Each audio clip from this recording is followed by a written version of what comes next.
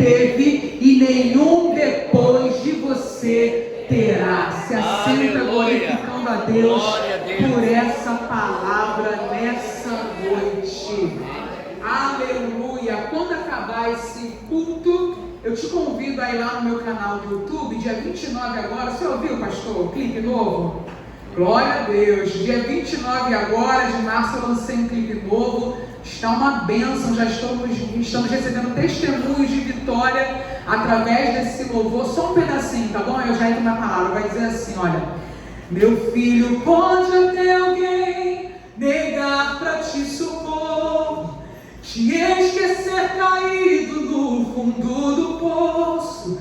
Meu filho, creia que eu sou seu suficiente. Não sou rota de fuga, sou morada permanente. Eu cuido do presente, preparo o futuro. Não perca a esperança, eu cuido de tudo. Eu não te desamparo nem por um segundo. Aleluia. Se precisar de colo, eu sou teu refúgio. Glória a Deus. Então, quando acabar aqui o culto, corre lá para o canal e assista que vai ser bênção. Amém? Quantos aqui amam a palavra de Deus? Amém. Então vamos lá para a palavra. Vocês conhecem a história de Salomão. O livro que nós acabamos de ler, livro de 2 Crônicas, é um livro em que o primeiro capítulo vai tratar e relatar simplesmente sobre algo que acontece na vida desse homem. Quando nós olhamos a Bíblia Sagrada, nós sabemos e conhecemos que Salomão não é o único filho do rei Davi. A Bíblia vai dizer que Davi teve aproximadamente mais de 20 filhos. Se eu já estou desesperada com um, imagina alguém que teve mais de 20 filhos. E Salomão é um desses filhos. A Bíblia vai dizer que ele teve mais de 20 porque Davi ele tinha suas mulheres e suas concubinas.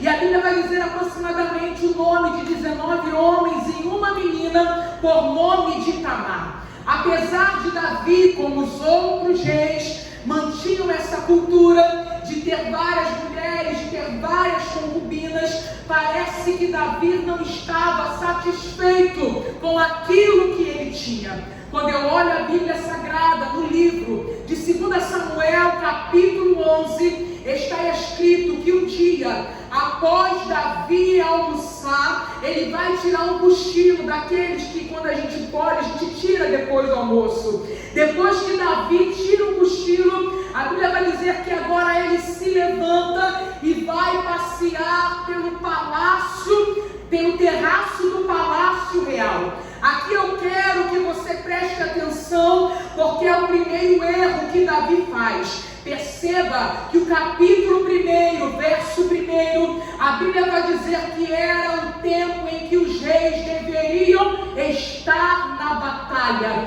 Davi decide então deixar de ir para a batalha, manda Joabe em seu lugar e decide ficar no seu palácio em Jerusalém. Aqui ele comete um grande erro, porque ele está se isentando da sua responsabilidade, enviando alguém em seu lugar e se isentando da sua responsabilidade. Agora ele está à toa, agora ele está desocupado, e como dizia a nossa vozinha antigamente, mente vazia é... Se está desocupado, se não está ocupando principalmente com as coisas relacionadas às coisas de Deus, infelizmente uma hora ou outra, 5 minutos de bobeira é o suficiente para o inimigo entrar e fazer uma desgraça. A Bíblia vai dizer que agora ele passeando sobre o terraço do palácio real, ele avista uma mulher tomando banho em sua casa. Ao avistar essa mulher, a Bíblia vai dizer que ele agora vai interrogar, perguntar, procurar saber quem é. Vão dizer para Davi que essa mulher agora é Betseba, mulher de Urias. Quem era Urias, missionária Tayana? Urias fazia era parte do exército de Israel. Ele era um dos soldados desse exército, um homem de confiança, mesmo sabendo que a mulher era casada, mesmo sabendo quem era o esposo daquela mulher. A Bíblia vai dizer que agora Davi manda chamar Betseba para a sua câmara, para dentro do seu palácio, e agora se deita com ela. Passado alguns dias, a Bíblia vai dizer que Betseba percebe que está grávida e vai lá e avisa ao rei Davi. Quando Davi fica sabendo daquela situação, Davi começa a armar algumas arapucas, se assim posso dizer, para tentar envolver Urias dentro daquela situação. Ele tenta esconder o seu erro, ele tenta camuflar e maquiar aquilo que ele fez, e por conta disso ele tenta envolver Urias. Eu não sei se você conhece gente assim, mas eu conheço. É gente que comete o erro e depois tenta virar a situação contra a outra pessoa e a favor dele. Só eu que conheço gente assim? Amém. Não, um monte de gente, mas fica quieto, não fala o nome não, deixa pra lá, que isso aqui eu prego outro dia. Davi, por estar à toa, tenta armar uma situação para tentar reverter o seu erro e colocar Urias dentro daquele balaio.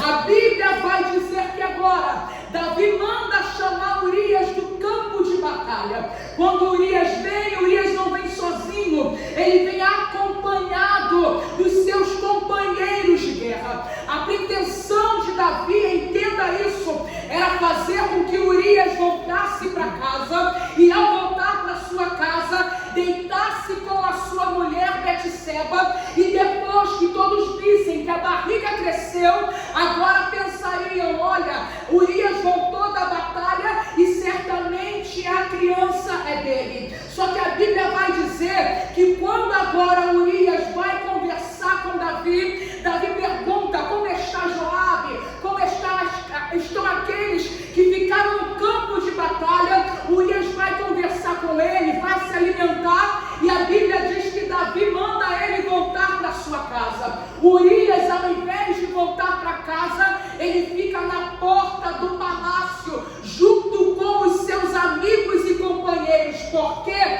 Porque ele era um homem íntegro, e ele dizia na sua mente e em seu coração: como posso eu deixar meus amigos de batalha acampados do lado de fora do palácio, enquanto eu estou deitado, protegido em uma cama quente dentro da minha casa? A Bíblia vai dizer que agora ele não vai para casa, não porque não amava a sua esposa Betseba, não, mas porque ele tinha integridade com aqueles que estavam com ele no campo de batalha. No outro dia, a Bíblia vai dizer que Davi fica sabendo que Urias não vai para casa. Perceba que Davi agora vai mudar a estratégia, e a estratégia é o seguinte: ele manda chamar a Urias, agora embebeda a Urias. Depois de Urias estar embebedado, a Bíblia vai dizer que ele manda agora ele voltar para sua casa, e mais uma vez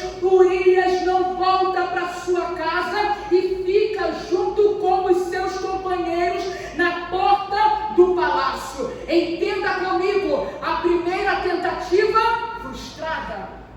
Segunda tentativa, frustrada. Agora é a hora de Davi dar a última cartada. Davi agora tem uma ideia, e a ideia é: Urias precisa voltar ao campo de batalha. Vai ser que eu farei agora uma carta direcionada a Joabe e entregarei pela mão do próprio Urias.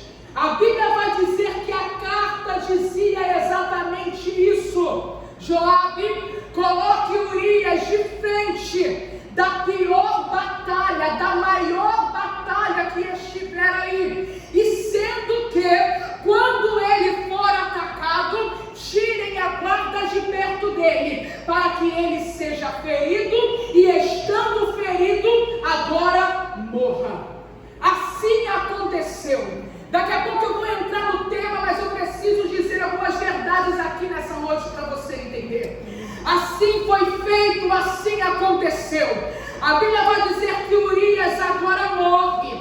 A Bíblia vai dizer que passado alguns dias, passado os dias de luto, Davi manda chamar a Betseba, traz ela para dentro do seu palácio e a torna como a sua esposa real. Entenda uma coisa, quem olhava para a situação poderia pensar e poderia dizer: que homem bom é Davi. Quem olhava para a situação poderia pensar: olha que homem exemplar, se compadeceu de uma mulher viúva, e não só se compadeceu, mas agora está assumindo o filho dessa mulher. Quem olhava poderia achar: ele está fazendo algo muito bom, porque não está deixando ela desamparado. Mas perceba uma coisa, o homem olhava e pensava, poderia até enganar aquele que estava vendo,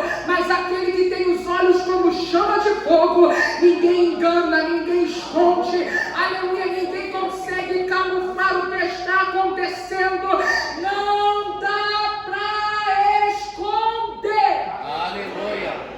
Podemos tentar esconder do pastor, da líder, da dirigente, oh meu Deus do céu, da missionária, mas de Deus ninguém se esconde. Aleluia. A Bíblia vai dizer que agora o Senhor envia um profeta por nome de Natã. E o profeta chega lá para dizer algumas verdades que Davi precisava ouvir. Escute isso nessa noite. Todas as vezes que o homem, ou a mulher, homem que eu falo no gênero humano, todas as vezes que o homem não cair em si por conta própria e não reconhecer o seu erro para chegar ao arrependimento, Deus vai sempre levantar alguém para colocar do lado e trazer algumas verdades, oh aleluia, para fazer com que essa pessoa acorde para a vida. Deus vai sempre permitir que alguém chegue para dar aquela sacudida espiritual em alguém, para que ela venha acordar, e nisso eu vejo o amor de Deus. Aleluia, sabe por quê? Porque a Bíblia vai dizer que Deus só prova e castiga quem Ele ama. Se Deus ainda está falando, se Deus ainda está puxando a orelha, se Deus ainda está chamando para perto, é porque Deus ainda te ama, é porque Deus ainda quer o teu bem, é porque Deus ainda trata da tua alma. Glória a Deus, aleluia.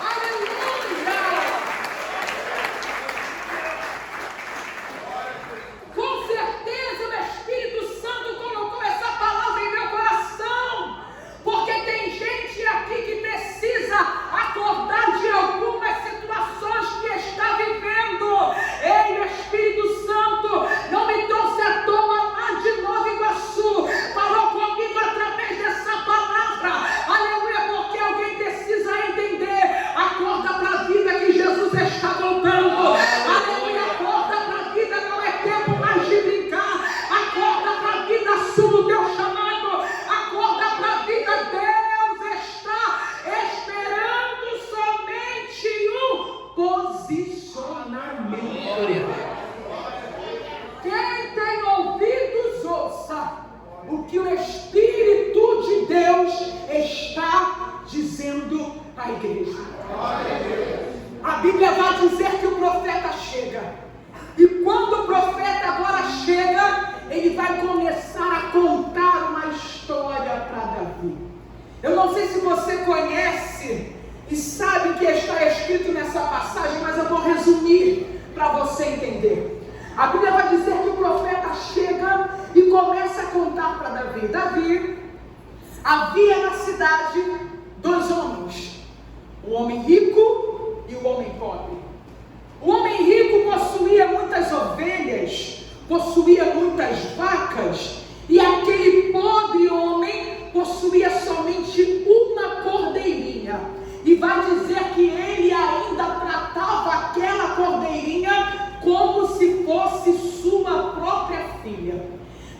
continua a história dizendo: e veio agora um viajante a ele, ao invés de pegar do seu rebanho, do seu gado, das suas ovelhas, da sua vaca, ele foi lá e pegou daquele homem que tinha somente uma. Natan, depois de contar a história, vira para Davi e pergunta: o que deve ser feito com este homem? A Bíblia vai dizer que agora Davi fica enfurecido com a história que ele está escutando. E agora Davi vai dizer: esse homem que praticou esse mal é digno de morte. Além de ser digno de morte, ele tem que pagar 4 vezes mais por causa do seu mal. Quando Davi acaba de dar a sentença, a Bíblia vai dizer que o profeta Natan fala: ó rei Davi, esse homem é você. Tu desprezastes a palavra de Deus, e por causa de ter tomado para si a mulher de Urias, Deus agora trará o mal sobre a sua casa. Entenda uma coisa e perceba que não precisava o profeta ter ido até Davi para falar que ele estava cometendo um erro, porque na verdade Davi sabia que o que ele cometia era um erro. Como a gente muitas das vezes fazemos, falamos, praticamos algumas coisas, apesar de Deus ser misericordioso, como eu acabei de falar, de trazer alguém para perto, para nos acordar para a realidade, mas vamos falar sério, falar a verdade? Precisa? Meu Deus, ninguém aleluia. aqui é criança. Aleluia. Todos nós temos a consciência e o entendimento do que é certo e do que é errado, mas mesmo assim, Deus trata dessa forma, porque o homem é falho, mas Deus não, nosso Deus é perfeito. Aleluia. Depois que o profeta fala com Davi, a Bíblia vai dizer que Davi agora cai em si, e caindo em si, ele se arrepende, e ele vai dizer: pequei contra o Senhor. Depois desse pecado, quando a gente vai olhar a Bíblia Sagrada, nós vamos perceber que há uma série de tragédias que estão acontecendo dentro da casa de Davi. Eu quero que você entenda nessa noite que o arrependimento, ele tem o poder de minimizar a sentença. Como assim, missionária? O arrependimento, ele vai nos tirar do peso da perca de salvação, mas isso não nos isenta das consequências da nossa responsabilidade. Eu estou pregando para pessoas adultas, inteligentes aqui nessa noite. Não é porque eu me arrependi, não é porque eu pedi perdão, que eu não vou ter consequências daquilo que eu fiz. A diferença é que isso não pesará mais como para a minha salvação. A ordem ainda continua a mesma: aquele que confessa e deixa alcança misericórdia. Aleluia. Mas a consequência certamente virá. E antes de entrar nesse tema, eu preciso dividir algo com vocês nessa noite, porque talvez eu esteja pregando para algumas pessoas que, assim como Davi, por ter falado algo, cometido algo, estão hoje, no ano de 2023, vivendo consequências de algo que fizeram lá atrás. A campanha é restauração da honra e da vida financeira. Talvez você não entende porque a vida não anda, porque algumas coisas estão paralisadas, porque alguma coisa está acontecendo. A gente precisa entender que nada é do nada. Às vezes, perceba que assim aconteceu com Davi. Por algo que ele cometeu lá atrás, a consequência veio vindo sobre a sua casa, sobre a sua família e sobre os seus filhos. E uma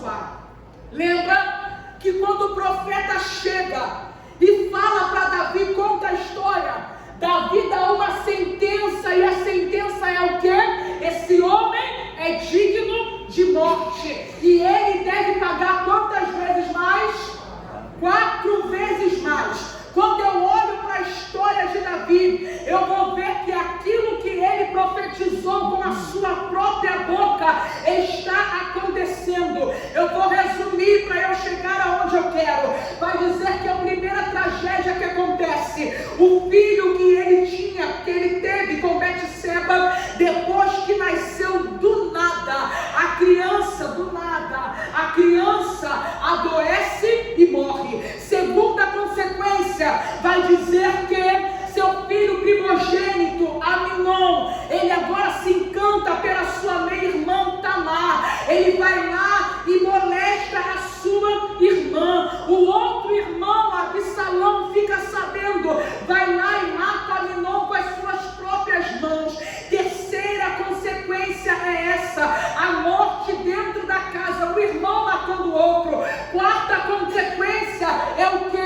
O próprio Absalão agora reúne um pequeno exército e tenta usurpar e tomar o trono do seu pai Davi. Só que ele, por não conseguir, agora foge para a floresta e nessa fuga vai dizer que os cabelos dele enrosca em o galho e ali mesmo ele morre. Perceba a primeira tragédia, a segunda tragédia, a terceira tragédia, quarta tragédia acontecendo na casa de Davi, assim como ele falou, aconteceu. Deus me trouxe aqui para te alertar e para te dizer, cuidado, aleluia, vigia com aquilo que você faz, mas não só com aquilo que você faz, mas também com aquilo que tem saído da tua boca. Quantos abrem a boca para dizer, meu filho é uma peste? Não, teu filho não é peste, teu filho é uma bênção.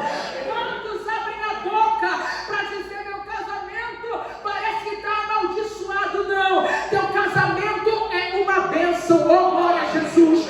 Quantos abrem a boca para dizer, meu trabalho é uma porcaria, não gosto, é de lá que vem a tua provisão. Deus está dizendo para alguém nessa noite, vigia, para que você não traga maldição nem sobre si e nem sobre a sua casa. Aleluia. Tem alguém entendendo essa verdade aqui nessa noite? A Bíblia vai dizer que agora Davi é velho. E havia uma linhagem de sucessão. O filho mais velho deveria assumir o lugar do pai e dar continuidade no reino. Só que perceba, o primogênito Aminon já estava morto. Absalão também estava morto. Aí a Bíblia vai dizer que agora um filho, depois que vai seguir a ordem de sucessão, chamado Adonias. Davi estava velho, mas não estava morto. Davi estava debilitado, mas ainda estava com o seu perfeito juízo. A Bíblia vai dizer que Adonias agora se levanta por si só e se declara rei sobre Israel. Quando nós olhamos a Bíblia, a história vai dizer que ele manda preparar a festa, manda chamar os convidados, começa agora a se alegrar e a proclamar rei sobre Israel. Só que entenda uma coisa, a honra de Deus não estava sobre Adonias, a honra de Deus estava justamente sobre Salomão. E quem é Salomão? Salomão é o mais novo, Salomão é o último da fila. Salomão, na ordem de sucessão, não deveria estar ali para assumir o reino. Salomão seria o mais improvável, só que a honra estava sobre a vida de Salomão. Aí eu vejo Deus indo lá no final da fila e fazendo assim, ó, trocando.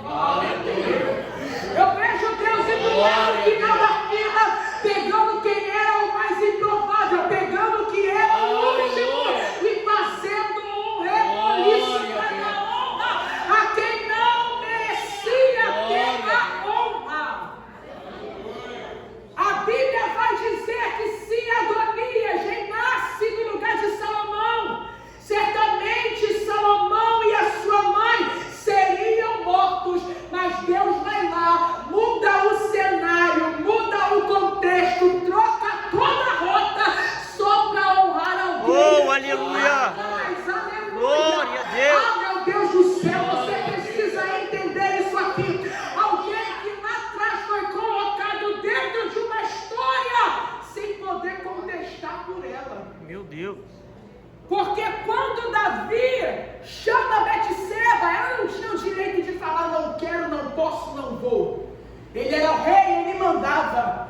Ela estava sendo envolvida em uma história e por causa desse envolvimento, ela perdeu a sua família, ela perdeu o seu marido. E perceba que anos se passaram. O homem pode até ter esquecido, mas o Deus, aleluia, todo-poderoso, não esquece. Eu imagino agora Deus mudando a fila, pegando o último, colocando Salomão lá na frente para reinar como rei. Aleluia, só para dar a honra a uma mulher que foi injustiçada lá atrás. Aleluia. Oh meu Deus do céu, aleluia!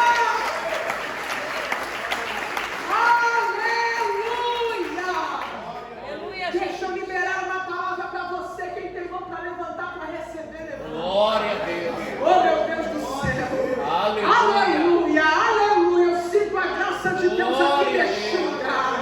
Tem muita gente que foi envolvida em história que não deveria, foi colocado em situações que nem queria estar, aleluia, e por conta disso está vivendo algumas consequências. Mas nessa noite eu libero uma palavra para você neste lugar, e quem tem fé para receber, recebe. Deus vai mudar a posição dessa fila, Deus vai tirar quem está lá atrás e colocar na frente. Deus vai começar a te honrar, aleluia, para que o nome dele seja glorificado. Você não será envergonhado, a tua casa não será envergonhada, teus inimigos não triunfarão sobre a tua família. Deus vai entrar com honra, com honra, com honra. Quem recebe da glória, Jesus nessa noite.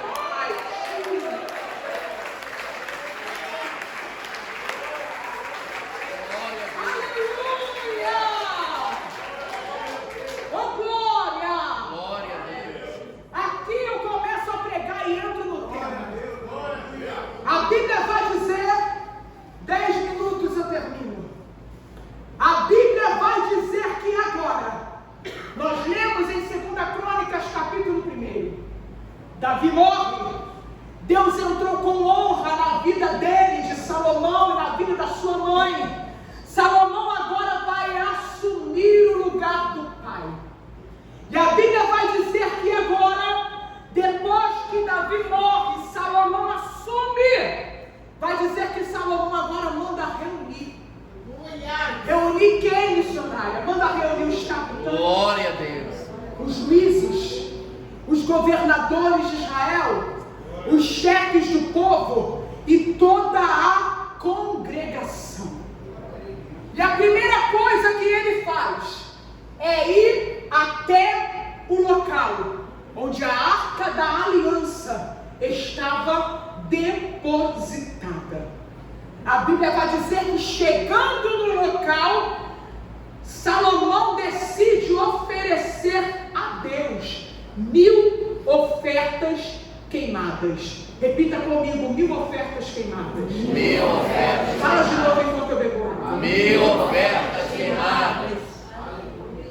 Salomão decide oferecer ao Senhor como um sacrifício de louvor, como um sacrifício de agradecimento.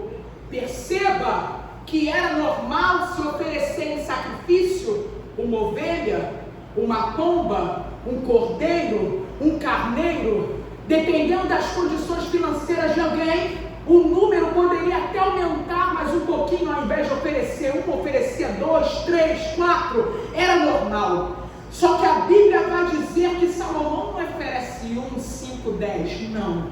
Salomão oferece 1000. Entenda uma coisa nessa noite. Quer chamar a atenção de Deus ao teu favor?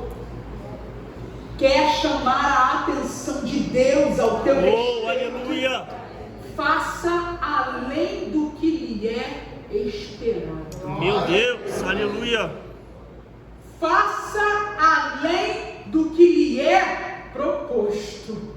Quanto mais nós aumentamos a entrega, mais Deus aumenta o Aleluia. aleluia, aleluia.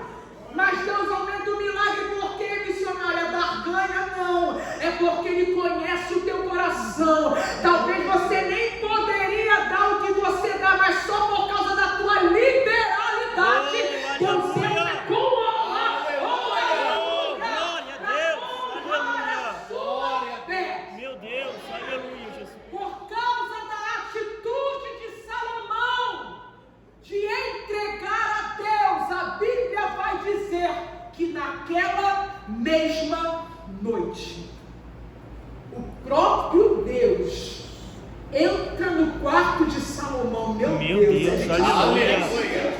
Glória a Deus. Por causa da entrega, por causa da liberalidade, na mesma noite, não foi na outra semana, não foi no outro mês, não foi no outro ano, ei, aleluia, nós estamos em uma campanha aqui nessa noite, só depende de você chamar a atenção de Deus, a intervenção dele ao teu favor. Talvez não precisa chegar semana que vem, mês que vem não, talvez possa ser hoje que Deus precisa descer na tua vida e fazer um milagre. Tem alguém que tem fé aqui para isso?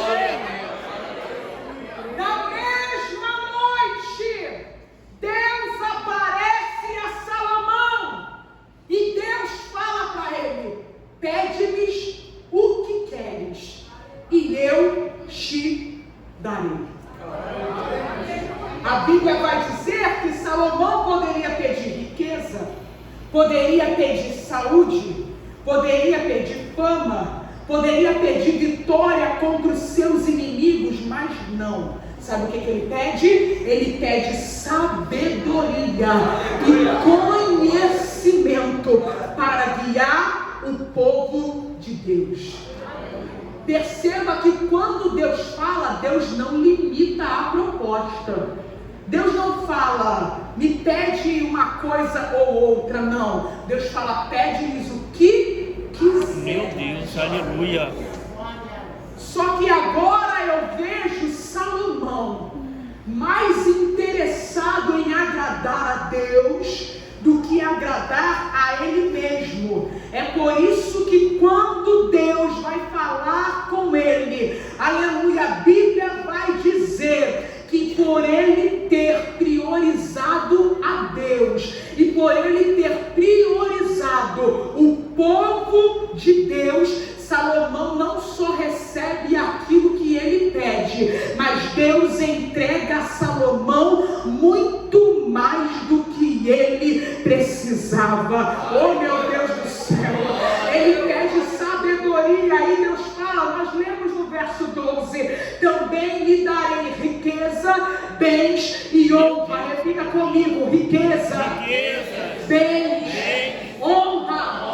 Entenda isso, e aqui eu repito, aleluia, para você entender, por ter priorizado a Deus, priorizado o povo de Deus, Salomão recebe não só o que pede, que era sabedoria, mas ele recebe muito além do que ele precisava. Escute uma coisa e pega essa chave para a tua vida aqui neste lugar. Oh, aleluia!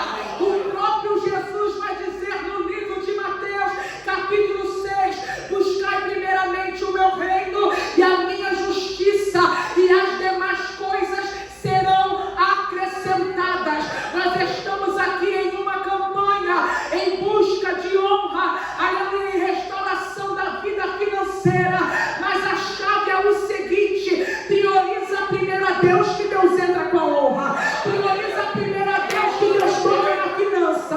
Prioriza primeiro a Deus, que Deus entra com providência na saúde. Prioriza primeiro a Deus, que Deus vai agir nos teus negócios. Prioriza primeiro a Deus, que Deus vai lá na tua empresa. Prioriza primeiro a Deus, que Deus toca na tua família. Prioriza primeiro a Deus, porque você vai receber não só aquilo que você pede, mas principalmente muito mais do que você necessita. Oh, aleluia! Quem prioriza a Deus recebe honra. Quem prioriza a Deus recebe riquezas. Aleluia!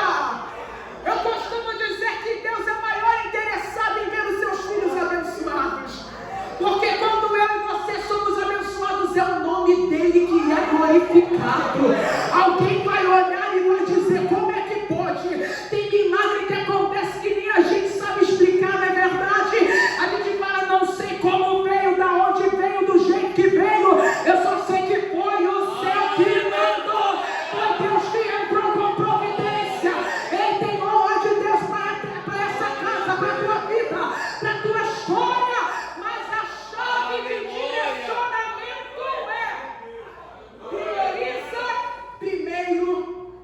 Deus. Porque Deus vai fazer. E o nome dele será glorificado sobre a tua vida. Tem alguém que crê nisso nessa noite? Aqui eu encerro essa pregação. Não permita que a semente que foi lançada e plantada nessa noite caia por terra. O Senhor nos deu direcionamento através da sua palavra. Eu estou pregando aqui, eu não estou falando da minha vida, não estou falando de algo cotidiano, de algo que aconteceu, não. Eu estou aqui pregando 30, 40 minutos palavra, porque é a palavra que nos liberta, que nos direciona, aleluia, que vai nos levar para uma vida de prosperidade e honra, só a palavra. Então não permita que o inimigo das nossas almas arranque, roube aquilo que o próprio Deus está entregando para nós através da sua palavra nessa noite. E você que concorda comigo, aplauda o nome do Senhor. Se é para Ele, pode ser mais forte. Pode misturar com aleluia. É para Ele, eu glória.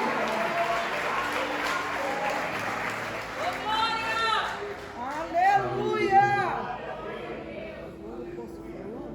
Já poderíamos até ir embora para casa. Eu vou endossar aqui, porque eu sei que tem pessoas que são igual Tomé, tem que ver para crer.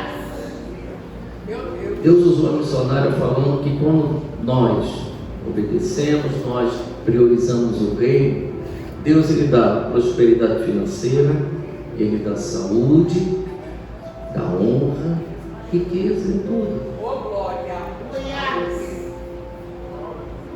Eu sou um testemunho. Eu não me canso, não vou me cansar de agradecer esse Deus.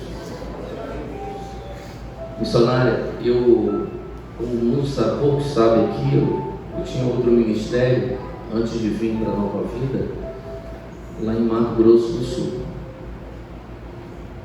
E quando eu assumi esta igreja, era uma congregação com 5 pessoas aí, a 7 pessoas no máximo, lá em Maria Dias. E eu não queria ficar aqui. E o meu desejo era voltar. E eu cuidava da igreja lá, como sempre procurei cuidar daqui. E um belo dia eu fui de férias para lá com minha família.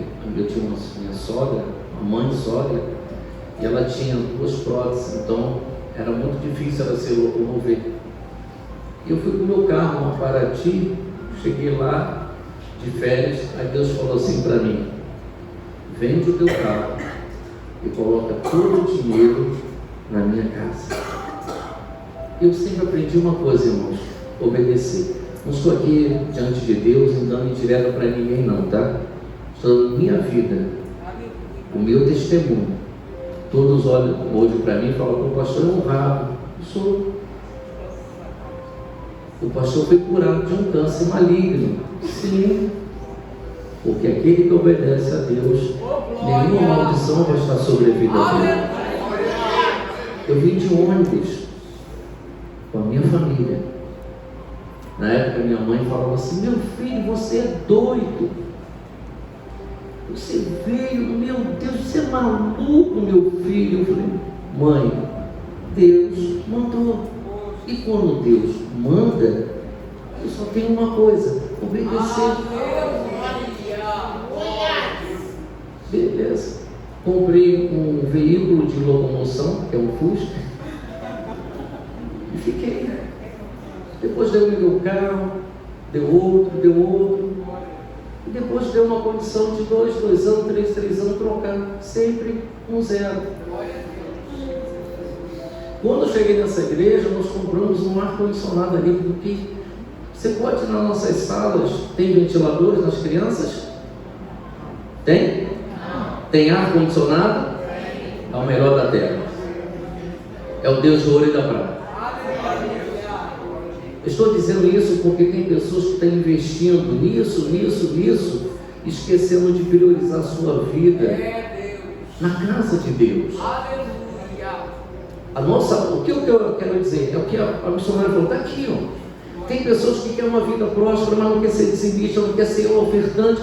Vai trazer o que para a sua vida? Desonra. Eu doei um ar-condicionado. Quando fui me aposentar, eu tinha um seguro a receber desse ar-condicionado que eu fiquei. Eu pagava 15 e poucos reais e foi a 20 reais.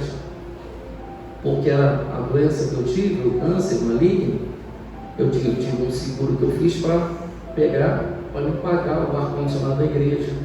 Logo quando cheguei aqui nessa igreja.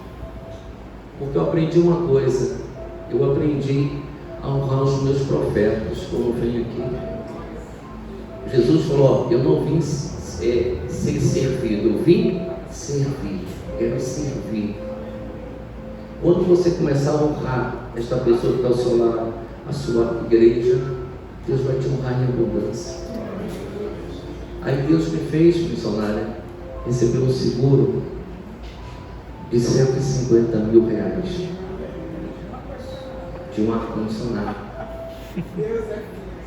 Deus, ele fez eu ver a minha intenção, a minha atitude. Eu ainda quero botar essa igreja aqui geladinha. Eu ainda quero colocar mais ar-condicionado, porque o povo corre todo para aquele lado. Eu quero colocar mais aqui para ninguém correr para o outro lado, sabe o vídeo? Pastor, vai gastar luz? Eu sirvo um Deus do ouro e da prata. Amém? Tudo que você semear de bom para o teu próximo é aquilo que Deus vai te honrar em tudo.